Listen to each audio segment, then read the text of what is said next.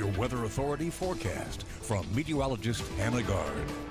Welcome back. We are giving you the first alert for Mardi Gras Day because we're tracking high winds and severe storms. We have a high wind watch in effect during the daytime hours, and then we're looking at a severe storm risk later in the day. So as we approach the evening hours, I want to take a look first at the severe weather outlook because we have seen an expansion of the level 3 out of 5 risk in orange to include most of the North Shore and parts of the South Shore now. And the hatching, which is those black lines, that's where we have the greatest risk to see a strong tornado greater than EF2 strength and 75 plus mile per hour winds. We're talking really damaging line of winds coming through, and then of course that significant tornado threat. So that has been expanded. That's just where it's most likely that we see those greatest risks, but the entire area is included in a level 2 out of 5 risk all the way down to the coast. We also can't rule out the threat for damaging winds and a few tornadoes all the way down to the south as well. But ahead of that, the winds streaming into this very strong weather system coming from the south are going to be sustained from 30 to 40 miles per hour and could gust up to 60 miles per hour. Because of that, we have a high wind watch in effect for Mardi Gras Day for the entire area. We will see this adjusted to either a warning or an advisory as we get closer, but we are expecting those winds to really kick in and become dangerous. That's why we've seen some areas canceling those parades like Jefferson Parish. By the time we get to about noon, the winds will be gusting over 35 miles per hour, and that's where it gets dangerous for high-profile vehicles.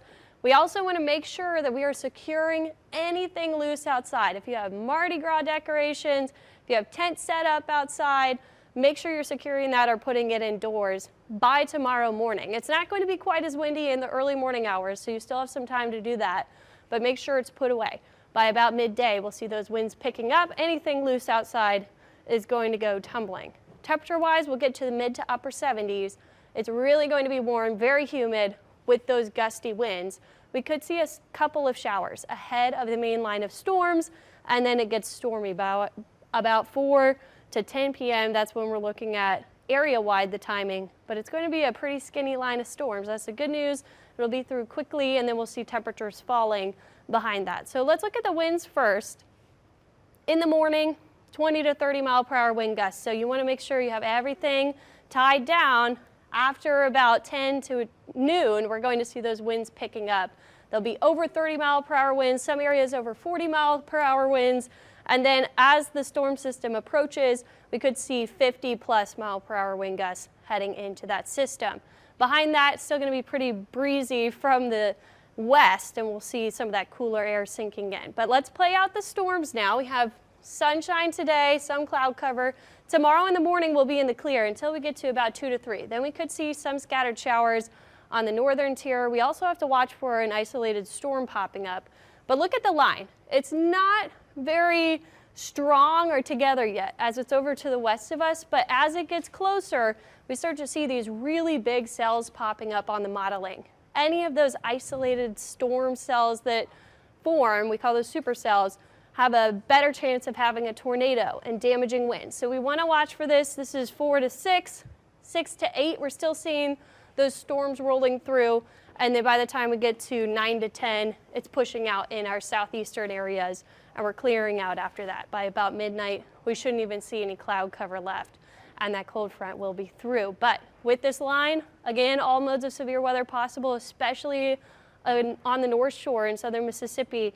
This is a significant severe weather threat. So make sure you download our Fox 8 weather app. If you're in from out of town, this is really helpful. You get lightning alerts. You'll get any of those severe weather notifications that you need for Mardi Gras Day. Today, though, we have sunshine. We're seeing some cloud cover out there. Temperatures are really warm on the South Shore. We're in the low 70s in Homa and New Orleans International, still in the 50s up to the north, so a little bit cooler feel. We've actually had some scattered showers passing by up there as well, so you'll continue to see maybe a little bit of moisture as this warm front pulls across the region.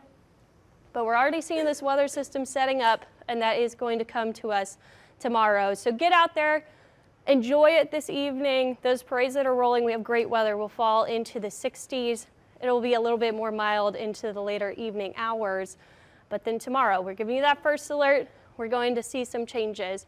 After that, We actually drop into the 60s again behind that cold front. By Thursday, we warm back up Friday to Saturday, and we are going to see a chance for some rain again at the start of next weekend. 60% chance for storms on Saturday as we have another low pressure system coming by. We also spring forward, so we'll get some more daylight in the evening hours. But really focusing in on this first alert for Mardi Gras, Liz, two different threats. We have the winds, that's going to be from around midday that it starts to get to that dangerous level through the afternoon, and then the storm threat comes after that from late afternoon through the evening. So we'll watch for both of those things. And you have broken that down. You said early in the morning versus right after that noon hour. Yeah, in the morning, you might head out there, the sun is up, and you're not going to notice very much because the winds are going to be picking up. By midday, that's when they'll start to get to that level where it's dangerous for things like floats, those high-profile vehicles, because we get over 40 mile per hour wind gusts. But if you're out there in the morning around 9, 10, you might not notice much happening. So it's going to be compiling throughout the day that those threats are increasing. So piggybacking on what Hannah just said, we do have some breaking news just in because